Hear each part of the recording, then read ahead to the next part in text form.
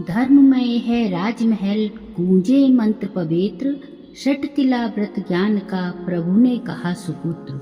महल हुआ आलोकित आया जब हरि नाम, युधिष्ठिर ने पूछ लिया जीवन का प्रश्न। अभिराम षटतिला की बात सुन महल हुआ शांत, प्रभु वाणी में प्रकट ज्ञान भक्ति के संत।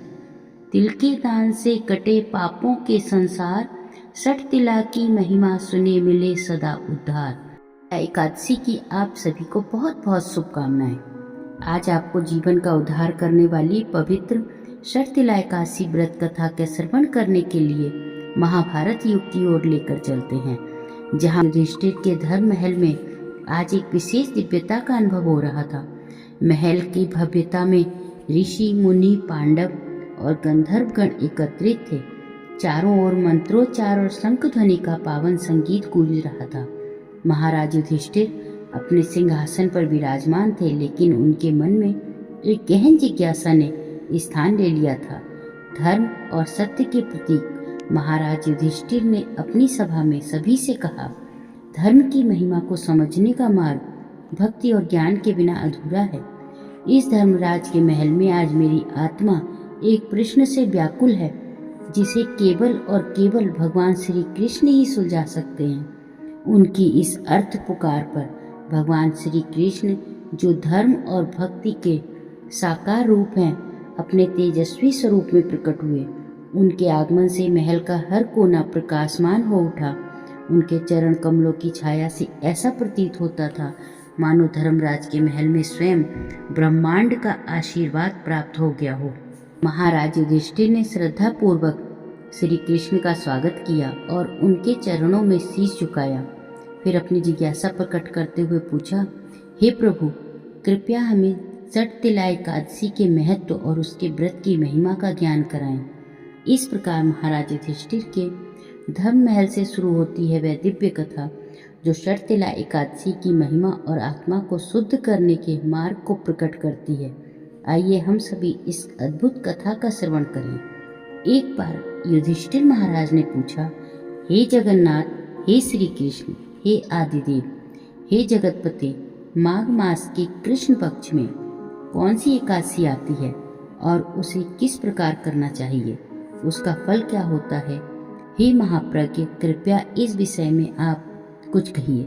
तब भगवान श्री कृष्ण ने कहा, हे राजन, माघ मास के कृष्ण पक्ष की एकादशी षटतिला एकादशी के नाम से विख्यात है। सब पापों को हरण करने वाली एकादशी की कथा मुनि श्रेष्ठ पुलस ने दालक भी मुनि को कही थी। अब वह कथा तुम भी सुनो। एक बार दालक मुनि ने पूछा, हे मुनिवर, मृत्युलोक में रहने वाला हर एक जीव पाप कर्म में रत है। उन्हें नरक यातना से बचाने के लिए कौन सा उपाय है? कृपया आप वह कथन कहें। तब पुलस जी कहने लगे, हे महाभाग्य, हित के लिए बहुत अच्छी बात पूछी है। सुनो, माघ मास में मनुष्य को स्नान करके इंद्रियों को संयम में रखकर काम, क्रोध, अहंकार, लोभ और निंदा का त्याग करना चाहिए। देवाधिदेव भगवान का स्मरण करते हुए पानी से पैरों को धोकर भूमि पर गिरा हुआ गाय का गोबर इकट्ठा करके उसमें तिल और कपास मिलाकर 108 पिंड बनाने चाहिए। माघ मास में आद्रा मूल नक्षत्र आते ही कृष्ण पक्ष की एकादशी का व्रत धारण करें। स्नान से पवित्र शुद्ध भाव से श्री विष्णु भगवान की पूजा करें। अपराध क्षमा के लिए श्री कृष्ण नाम का उच्चारण करें। रात में होम जागरण करें। चंदन, कपूर, अभज और भोग दिखाकर शंख, चक्र, पद्म और गदा धारण करने वाले श्री हरि की पूजा करें। बारंबार श्री कृष्ण के नाम के साथ कुहड़, नारियल और बिजौरी के फल अर्पण करके विधि पूर्वक अर्घ दें। तिल से स्नान करना, तिल का उपटन लगाना, तिल का हवन करना, तिल डाला हुआ जल पीना, तिल दान करना, तिल का भोजन में उपयोग करना। इस प्रकार 6 कार्यों में तिल का उपयोग करने से इसे षटतिला एकादशी माना जाता है, जो पाप हारिणी है। एक बार षटतिला एकादशी की महिमा सुनने देवर्षि नारद भगवान श्री कृष्ण के पास आए। तब भगवान श्री कृष्ण ने कहा कि एक ब्राह्मण स्त्री थी। ब्रह्मचर्य का पालन करते हुए वह भगवान की आराधना करती थी। अनेक प्रकार की तपस्या होम के कारण वह बहुत दुर्बल हो गई थी। उसने बहुत दान दिए, परंतु उसने ब्राह्मण और देवताओं को अन्नदान नहीं किया। अनेक प्रकार के व्रत और तपस्या करने से वह शुद्ध हो गई थी, परंतु भूखे लोगों को उसने कभी अन्नदान नहीं किया। हे ब्राह्मण, उसकी परीक्षा लेने के लिए मैंने एक ब्राह्मण के रूप में उस साध्वी के घर जाकर भिक्षा मांगी। तभी उस ब्राह्मणी ने पूछा, हे ब्राह्मण, सत्य बताइए, आप कहाँ से आए हैं? मैंने सुनकर अनजान बनते हुए उसे कोई उत्तर नहीं दिया, तो उसने क्रोध में भिक्षा पात्र में मिट्टी डाल दी। उसके बाद में अपने धाम लौट आया। अपनी तपस्या के प्रभाव से वह ब्राह्मणी मेरे धाम में वापस आई। उसे संपत्तिहीन, स्वर्णहीन, धनहीन सिर्फ एक सुंदर महल मिला। इतने सुंदर महल में कुछ ना पाकर वह अस्वस्थ और क्रोधित होकर मेरे पास पूछने आई। कहने लगी, हे जनार्दन, सब व्रत और तपस्या करके मैंने श्री विष्णु की आराधना की, परंतु मुझे धन धान्य क्यों नहीं प्राप्त हुआ?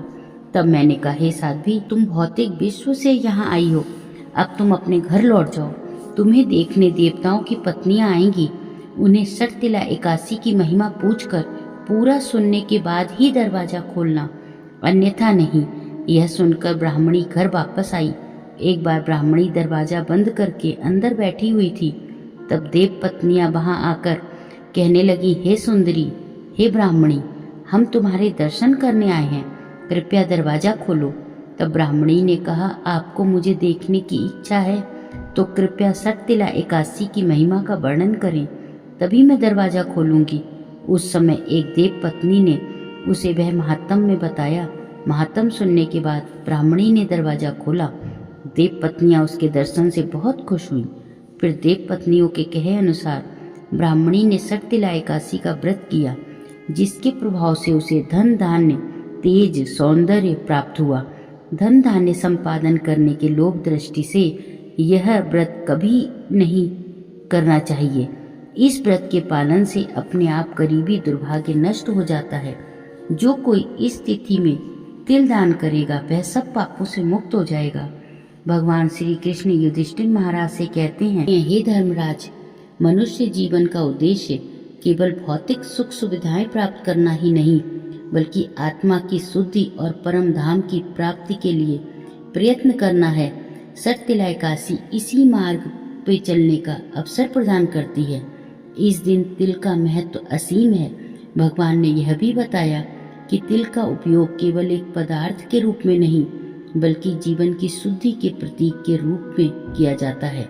यह पवित्र दिन हमें सिखाता है कि हम अपने भोग विलास को त्याग कर दान, तप और भक्ति के माध्यम से आत्मिक उत्थान करें। युधिष्ठिर महाराज और वहां उपस्थित सभी लोगों ने भगवान की इस गहन शिक्षा को बड़े ध्यान से सुना और केवल भक्ति और श्रद्धा का माहौल था।